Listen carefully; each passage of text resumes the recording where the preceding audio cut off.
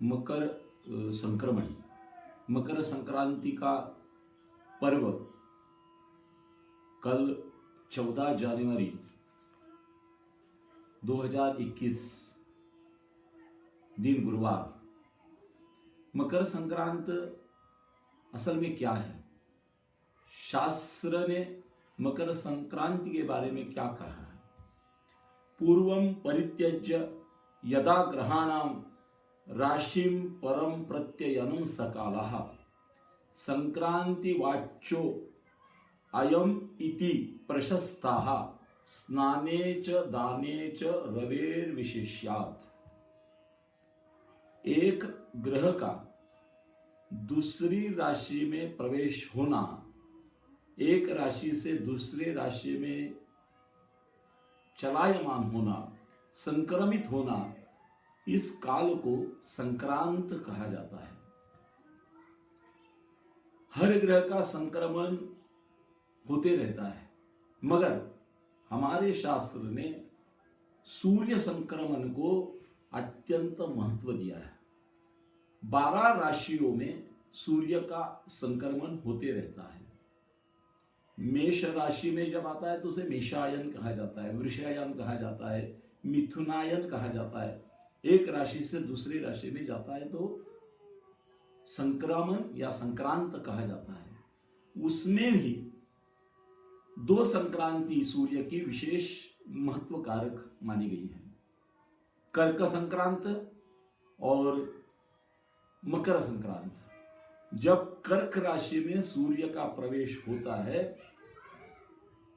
तो वह दक्षिणायन का आरंभ हो जाता है, और दक्षिणायन को यहां कहा गया है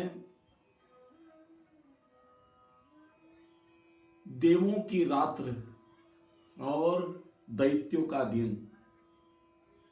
देव कार्य के लिए दक्षिणायन हमारे यहां इतना प्रशस्त नहीं माना गया है, मगर राक्षसों की रात्र होने से चातुर्मास उसमें आता है, तो वहां हम भगवान की आराधना जप जाप पे करते रहते हैं। और भगवान इस काल में सोते हैं, निद्रा करते हैं, ऐसी भावना है, क्योंकि उनकी रात्र होती है। और दूसरा पर्व आता है मकर संक्रमण। मकर राशि में जब सूर्य का संक्रमण होता है तदा देवानां दिनोदयाः तथा च दैत्यानां रात्रि उद्गमः, ऐसा लिखा है। मकर राशि में सूर्य जाने के बाद उत्तरायण का आरंभ होता है, और उत्तरायण देवों की रात्र समाप्त होकर दिन का उदय होता है और दैत्यों की रात्र शुरू हो जाती है, और दैत्य के लिए रात्र शुरू हो जाती है। और वो काल अत्यंत पुण्यकारक माना गया है। भगवान का उत्थान हुआ है, जैसे आप सुनते हैं देव उत्थान एकादशी आती है, देवों का उत्थान होता है और देव कार्य के लिए प्रशस्त काल माना जाता है। उत्तरायण में 3 ऋतु होते हैं, शिशिर, वसंत और ग्रीष्म। और दक्षिणायन में 3 ऋतु होते हैं, वर्षा, शरद और हेमंत। ये 6 ऋतुओं का मिलकर 2 आयन, उत्तरायण और दक्षिणायन। मकर संक्रांति का विशेष महत्व इसलिए कहा गया है कि ठंडी का काल होता है, ठंड पड़ता है, और ठंड में सूर्य उत्तर की तरफ उत्तर गोलार्ध में झुकता है और हमें ऊर्जा की जरूरत होती है। दिनों दिन थोड़ा दिन बढ़ते जाता है और रात्र जो है वो कम होते जाती है। ऐसे इस शुभ पर्व में क्या किया जाए? तो उन्होंने कहा है स्नाने च दाने च रवेर विशेष्यात्। इस संक्रांति में, इस पर्व काल में स्नान करना चाहिए। स्नान तो हम करते ही हैं, मगर विशेष स्नान करना चाहिए, जैसे गंगा तट पर जाए, समुद्र पर जाके नहाए, अच्छे तीर्थों में जाकर नहाए, ऐसा स्नान प्रशस्त माना गया है। और दान करना चाहिए। दान अलग अलग प्रकार के हैं। दान की महती और कही गई है। दान का एक श्लोक आया है, दान किसे कहते हैं? स्वसत्ता निवृत्ति पूर्वक पर सत्ता स्थापनो नाम दानः। जिस वस्तु पर हमारी सत्ता है उस वस्तु को हमने किसी को दे दिया और हमारी सत्ता छोड़ दी, हम उसके ऊपर अधिकारी नहीं रहे, उसका नाम है दान। तो दान देते समय तो हम दान देते हैं मगर दूसरी कुछ अपेक्षा इच्छा उसके पीछे रखते हैं। मगर दान का मतलब एक बार कोई वस्तु आपने दे दी तो उसका दान हो गया। ऐसा दान उस पर्व काल में, उस मकर संक्रांति के काल में करना चाहिए। मकर संक्रांति में तिथि, वार, नक्षत्र, योग और करण, इसके ऊपर से वो संक्रांति का वाहन क्या है, संक्रांति क्या खाती है, संक्रांति कौन सा वस्त्र परिधान करती है, संक्रांति कहाँ से आकर कहाँ जाती है, ये सब उसके ऊपर से लिखा है और उसी के ऊपर से उसका फल भी शास्त्रों ने बताया गया है। ये भवकरण पर संक्रांत हो रही है, इसीलिए उसका वाहन सिंह है और सिंह और उपवाहन उसका हाथी है। उस संक्रांति ने श्वेत वस्त्र के परिधान लिए है, श्वेत वस्त्र, सफेद वस्त्र पहना है। भृशुंडी नाम का शस्त्र उसने अपने हाथ में लिया है, कस्तूरी का तिलक लगाया है और वो आयु से बाल आयु है। सुवास के लिए उसने सुगंधी फूल अपने हाथ में लिया है और भक्षण के लिए वो अन्न खाती है। देव जाति है, भूषणार्थ उसने मूंगा अपने हाथ में धारण किया हुआ है।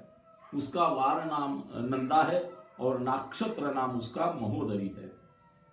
पश्चिम दिशा से आकर वो पूर्व दिशा में जा रही है और आग्नेय दिशा की ओर देख रही है। इसके ऊपर से उसका फल आता है। उसका वाहन और ये देखा जाए तो गिरी कंदरों में रहने वाले जो है उनके लिए तकलीफ होगी। पशु जो है, जंगली पशु, हिंसक पशु, उनके लिए तकलीफ होगी। नाम और इससे वो जाना जाएगा जो लेखक है, पत्रकार है, विचारवेत्ता है, इन सब के लिए काल अच्छा रहेगा। और पश्चिम की ओर से वो पूर्व की ओर जा रही है। पश्चिम की ओर का संकट कम हो जाएगा और पूर्व की ओर संकट बढ़ेगा। पूर्व दिशा में जैसे जैसे हो जाएगी और आग्नेय दिशा में वो देख रही है तो आग्नेय दिशा में भी संकट बढ़ेगा जहां वो देखती है वहां। और वो अन्न खाती है, अन्न की महत्ता होगी, महंगा होगा। जो अन्न हमारे पास है उसका नुकसान होगा, जो अनाज, जो धान हमारे पास है उसका नुकसान हो सकता है। और श्वेत रंग वाली जो वस्तुएं हैं वो सब महंगी होगी। कॉटन महंगा होगा, चावल महंगा होगा, चीनी महंगी होगी। ये सब श्वेत कलर वाले जो वस्तुएं हैं वो महंगी होने की संभावना है। वो देव जाति होने के कारण अनेक धर्म कार्यों में अड़चने निर्माण होगी। धर्म कार्य जो हो रहे हैं, जो श्रद्धालु है, जो भगवान को मानने वाले हैं, उनके लिए अड़चने निर्माण हो सकती है। और आग्नेय दिशा की ओर कोई ऐसा संक्रमित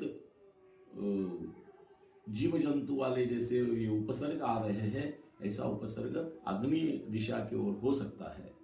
इस काल में हमें क्या करना चाहिए और क्या नहीं करना चाहिए है। तिल जो है, तिल का 6 प्रकार से उपयोग करने से पापों का नाश होता है, ऐसे शास्त्रों में लिखा है। तिलस्नाई, तिलोद्वर्ती, तिलहोमी, तिलोदकी, तिलभुक, तिलदाता च षट्तिलाः पापनाशकाः, ऐसा कहा है। तिल का उपटन लगाकर स्नान करना चाहिए। तिल का उपटन बनाइए, अपने शरीर में उसको अच्छी तरह से लगाइए, लेप लगाइए, और जो स्नान के लिए हमने जल लिया है उसमें भी थोड़ा सा तिल डालिए और वो तिलोदक से स्नान कीजिए। तिल से अपने पितरों का तर्पण करना चाहिए। तिल के द्वारा उस दिन होम करना चाहिए। भगवान सूर्य नारायण का पर्व है, इसलिए सूर्य नारायण के मंत्रों से होम करना चाहिए। तिल को खाना चाहिए और तिल का दान करना चाहिए। ऐसे 6 प्रकार से तिल का उपयोग करने से पाप का नाश होता है, इसीलिए ये करना चाहिए। ये संक्रांति नक्षत्र के ऊपर भी कुछ बताती है। उत्तराषाढ़ा, श्रवण और धनिष्ठा, इन नक्षत्र के लिए संक्रांत अच्छी है। ये नक्षत्र वाले लोग विश्व में भ्रमण करेंगे, एक जगह से दूसरी जगह जाएंगे। शततारका, पूर्वा भाद्रपदा, उत्तरा भाद्रपदा, रेवती, अश्विनी और भरणी, इन नक्षत्रों वाले लोगों को सभी भोगों की प्राप्ति होगी जो वो चाहते हैं। कृत्तिका, रोहिणी और मृग, इन नक्षत्र वाले लोगों को व्यथा होगी, उनके जीवन में कुछ न कुछ अड़चने आएंगी। आर्द्रा, पुनर्वसु, पुष्य, आश्लेषा, मघा और पूर्वा, इन नक्षत्रों वाले जिनका जन्म इन नक्षत्रों पे हुआ है, इन लोगों को वस्त्र, प्रावरण, अलंकार, ये सब कुछ भोग उन्हें प्राप्त होगा। उत्तरा, हस्त और चित्रा, इन 3 नक्षत्रों के ऊपर जिन लोगों का जन्म हुआ है उनके लिए यह संक्रांत हानिकारक है, उनका नुकसान कहीं न कहीं होगा। स्वाति नक्षत्र, विशाखा नक्षत्र, अनुराधा नक्षत्र, ज्येष्ठा नक्षत्र, मूल नक्षत्र और पूर्वाषाढ़ नक्षत्र, इन नक्षत्रों के ऊपर जिनका जन्म हुआ है उनके लिए द्रव्य की कोई समस्या नहीं रहेगी। उनका अगर कर्जा है तो वो मिट जाएगा, द्रव्य के स्रोत बढ़ेंगे, उनके पास अलग अलग मार्ग से द्रव्य आएगा और उस द्रव्य से वो दूसरे की मदद भी कर सकेंगे, ऐसा द्रव्य उन्हें प्राप्त होगा। ये 27 नक्षत्रों के ऊपर से उसका फल शास्त्र ने बताया हुआ है। ऐसी ही मकर संक्रांति हम कल मनाएंगे और उसका जो पुण्य काल है, उसका जो पर्व काल है, वो सुबह 8:14 से शुरू होता है, क्योंकि वहां 8:14 को सूर्य धनु राशि से मकर राशि में प्रवेश करता है और उसका पर्व दोपहर 4:14 तक है। ये पर्व काल में हमें जो भी दान पुण्य जितना भी शक्य है, भगवान का नामस्मरण, भगवान के लिए हवन, भगवान के लिए जप, जो भी हम कर सके इतना पुण्य कर्म करें और दान कर्म करें। धन्यवाद। मकर संक्रांति की आप सबको शुभकामनाएं। तत्सत। ब्रह्मार्पणमस्तु।